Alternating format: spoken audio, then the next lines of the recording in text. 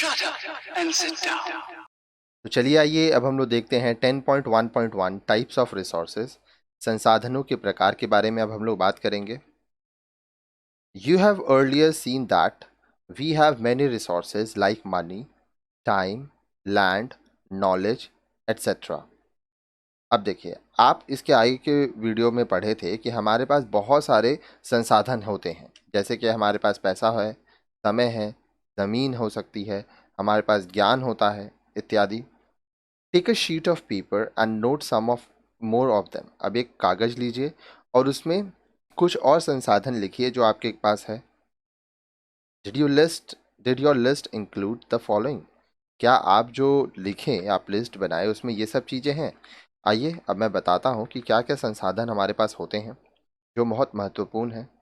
Money, salary, rent, interest from saving banks account etcetera. धन, वेतन, किराया, फिर हमारा जो बचत खाता है उसमें हम लोग को ब्याज मिलता है। Your house for living and working. अब देखिए, आपके रहने के लिए और काम करने के लिए आपके पास घर होता है। Time, like an hour, a day, month etcetera. हमारे पास समय होता है, जैसे एक दिन का 1 घंटा, महीना। एनर्जी टू डू वर्क, काम करने के लिए हमारे पास ऊर्जा, एनर्जी होती है। Knowledge, skills and abilities for doing our work like sewing, driving, swimming etcetera. अब देखिए, हमारे पास नॉलेज, ज्ञान, स्किल्स, कौशल, एबिलिटी फॉर डूइंग वर्क, किसी काम को करने की क्षमता होती है। जैसे हम लोग सुइंग कर सकते हैं, सिलाई का काम, ड्राइविंग कर सकते हैं, स्विमिंग कर सकते हैं, तैराकी जिसको कहते हैं। तो इस ये सब चीज़ के लिए आपके पास स्किल्स होना चाहिए। Material goods like house hold equipments, car etcetera. अब घर में जो हम लोग चीज़ें इस्तेमाल करते हैं वो हमारे पास होना चाहिए। हमारे पास कार होना चाहिए। अब देखिए, कार जो है वो सबके पास नहीं होता है, लेकिन मैं ये अज्यूम कर रहा हूँ कि आपको मैं बता रहा हूँ क्या क्या चीज़ें चाहिए। ये सब चीज़ें अगर होती हैं तो ये सब रिसोर्सेज आपके लिए बहुत फ़ायदेमंद होती है। आपकी ज़िंदगी और ज़्यादा आसान हो जाएगी इन टर्म्स ऑफ हैप्पीनेस। हालांकि एक चीज़ आपको समझना होगा कि चीज़ों से खुशी नहीं मिलती है, खुशी परिवार से मिलता है। लेकिन जीवन जीने के लिए हमें वस्तु चाहिए, बहुत सारी चीज़ें की आवश्यकता होती है। तो जैसी आपकी आवश्यकता है उस हिसाब से चीज़ों को ध्यान में रखते हुए आप अपने मटेरियल गुड्स को अपने पास रखेंगे। Community facilities like park, hospitals, road, बस एक्सेट्रा। अब देखिए, कुछ कुछ कम्युनिटी फैसिलिटीज़ होता है जिसको जो सब इस्तेमाल करते हैं, जिसको सामुदायिक सुविधाएं कहते हैं। जैसे खेलने के लिए, वॉक करने के लिए, एक्सरसाइज करने के लिए हम लोग के पास पार्क होता है। हॉस्पिटल होता है इलाज कराने के लिए, रास्ते होते हैं, सड़क होता है चलने के लिए, एक जगह से दूसरी जगह जाने के लिए, बस होता है जिससे हम लोग ट्रैवल करते हैं इत्यादि। तो ये सब चीज़ें क्या हैं? ये सब चीज़ें आप जो पढ़ें, ये सब संसाधन के प्रकार हैं। When you look at this list carefully, you will realize that there is a difference between resources like money, house equipment, etc., and resources like knowledge, time, skills, and abilities.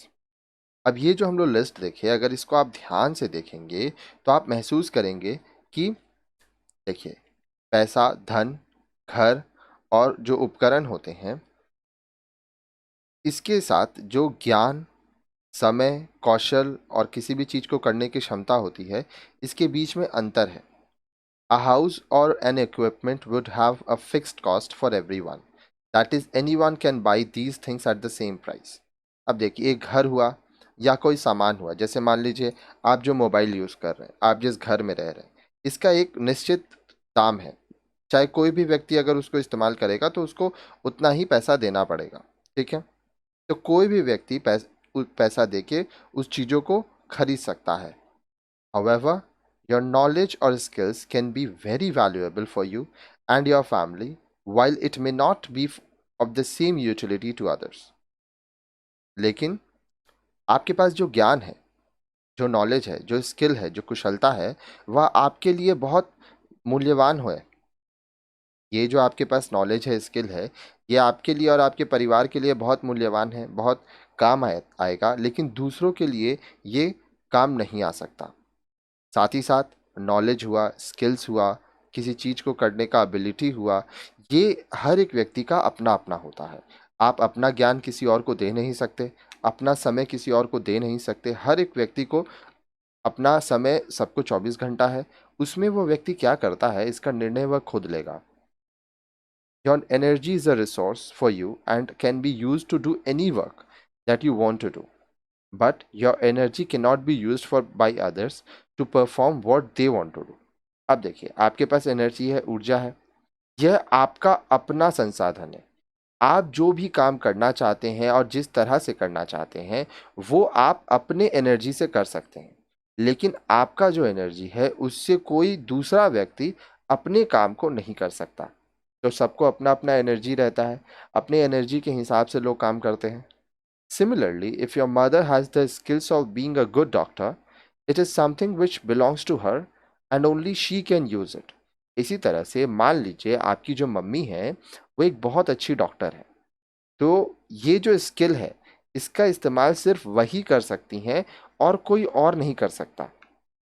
ठीक है, तो यहाँ पे आप समझ पा रहे होंगे कि नॉलेज हुआ, स्किल्स हुआ, टाइम हुआ, एनर्जी हुआ, ये सब हर व्यक्ति का अपना अपना होता है, इसको बांटा नहीं जा सकता। Thus, some resources become a part of an individual and can be used only by that person. इस तरह से कुछ कुछ ऐसे संसाधन होते हैं जो एक व्यक्ति का हिस्सा होता है, ठीक है, और कोई दूसरा व्यक्ति इसका इस्तेमाल नहीं कर सकता, वह व्यक्ति खुद ही उसका इस्तेमाल करेगा। जैसे अभी आप जो पढ़ाई कर रहे हैं इससे आपको जो जानकारी मिल रही है ये जानकारी आपकी अपनी है, ये जानकारी आपसे कोई और नहीं ले सकता। Such resources are called human resources. अब इसको हम लोग मानव संसाधन कहते हैं। Example of human resources are time, energy, knowledge, skills and abilities. समय, ऊर्जा, ज्ञान, कौशल और क्षमताएं मानव संसाधन के उदाहरण होते हैं। आगे देखिए, आगे बोल रहा है the resources possessed and utilised by persons are called human resources. व्यक्ति द्वारा जो संसाधन उस होते हैं उसके अंदर और वह सिर्फ खुद उसको प्रयोग कर सकता है, जैसे समय, ऊर्जा, ज्ञान, कौशल और किसी भी काम को करने की क्षमता, इसको ह्यूमन रिसोर्सेज, मानव संसाधन कहते हैं। The amount of human resources available will vary from one person to another. Therefore, they can be acquired and cultivated. अब देखिए, ये जो मानव संसाधन है यह हर व्यक्ति का अपना अपना होता है, सबका अलग अलग मात्रा में होता है। अब यह जो संसाधन है इसको आप पा सकते हैं, ठीक है, लेकिन इसके लिए आपको मेहनत करना होगा। अगर आपको एनर्जी चाहिए तो आप एक्सरसाइज कीजिए, नॉलेज चाहिए तो आप पढ़िए लिखिए, ज्ञान अर्जित करिए। अगर आपको किसी चीज़ में स्किल्स बढ़ाना है तो आप वो भी कर सकते हैं। अब इसके लिए मैं आपको एक एग्जांपल देता हूँ। मान लीजिए आपको स्विमिंग सीखना है, ठीक है, और आप चाहते हैं कि आप नेशनल लेवल के स्विमर बने, ठीक है, तो आपको करना क्या होगा, बहुत सिंपल है। हम लोग एक कॉन्सेप्ट की बात करते हैं जिसको कहते हैं 10,000 आवर्स कॉन्सेप्ट, ठीक है।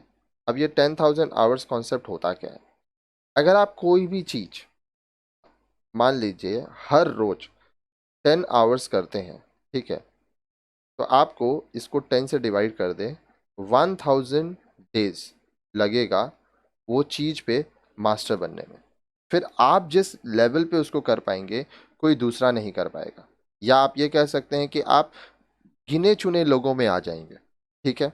अब आप इसको इस तरह से समझिए कि अगर आप हर रोज 10 घंटा स्विमिंग करते हैं और 1000 दिन मतलब लगभग 3 साल अगर आप स्विमिंग करते हैं हर रोज 10 घंटा, तो ऑब्वियसली आप इतना अच्छा आपका स्किल्स हो जाएगा स्विमिंग में कि आप national level, international level swimming competitions में भाग ले सकेंगे।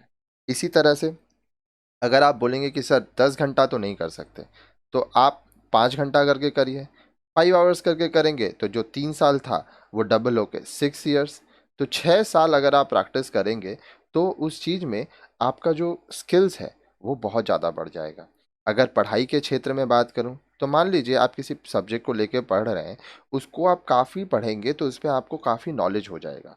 तो देखिए, ऐसा कुछ नहीं है जो नामुमकिन है। जब एक बच्चा जन्म लेता है तब तो वो चल नहीं पाता है, लेकिन वक्त के साथ वह सीखता है, ठीक है। तो ऐसा अगर आपको कोई बोले कि यह तुमसे नहीं होगा, तो ये आपको सोचना है कि क्या आप उस काम को करने के लिए जितना एफर्ट चाहिए वो एफर्ट देने को रेडी हैं। अगर आप रेडी हैं तो ऐसा कोई भी काम नहीं है जो आप नहीं कर सकते। आगे देखिए, at the same time there are some other resources which are available for everyone to use. अब देखिए, इसी प्रकार कुछ ऐसे भी संसाधन होते हैं जो दूसरे संसाधन जो सभी लोग इस्तेमाल कर सकते हैं। They are more easily recognized than human resources। अब इनकी पहचान मानवीय संसाधन की अपेक्षा अधिक आसानी से की जाती है।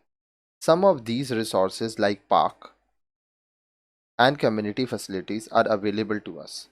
अब ये जो संसाधन है, जैसे कि पार्क हुआ या सामुदायिक सुविधाएं, जो मान लीजिए हॉस्पिटल है, रोड्स है, फिर बस है, ये सभी चीज़ों का इस्तेमाल हम लोग कर सकते हैं। However, it is for us to make use of them properly and take advantage of their uses। लेकिन इसको हम लोग को सही तरीके से इसका इस्तेमाल करना होगा और इसका जो लाभ है वो सही तरीके से हमें लेना है। Such resources are known as non-human resources। अब यह जो संसाधन होते हैं इनको हम लोग कहते हैं अमानव संसाधन या गैर मानव संसाधन, non human resources. Some examples of non-human resources are money, house, land, material goods and community facilities। अब देखिए, आपके पास पैसा होगा, रहने के लिए घर है, ज़मीन है, फिर वस्तुएं होती हैं और जो सामुदायिक सुविधाएं हैं, ये सब नॉन ह्यूमन रिसोर्सेज में आते हैं। Non human resources are external to individuals but they can be possessed and utilise by them. अब देखिए, जो अमानव संसाधन होते हैं वह व्यक्ति के अंदर नहीं होता है, ठीक है, वो व्यक्ति इस्तेमाल कर सकते हैं और नॉन ह्यूमन रिसोर्सेज आप लोगों के संग बांट सकते हैं, ठीक है। तो आइए अब हम लोग देखते हैं, संसाधन को दो भागों में बांटा गया है। Resources are of two types, human resource, non human resource. Human resource है टाइम, समय, एनर्जी, ऊर्जा, स्किल्स, कौशल, एबिलिटीज, योग्यताएं इत्यादि। नॉन ह्यूमन रिसोर्सेज अमानव संसाधन, मनी, धन, पैसा, मकान, हाउस, मटेरियल गुड्स, भौतिक वस्तुएं, कम्युनिटी फैसिलिटीज, सामुदायिक सुविधाएं।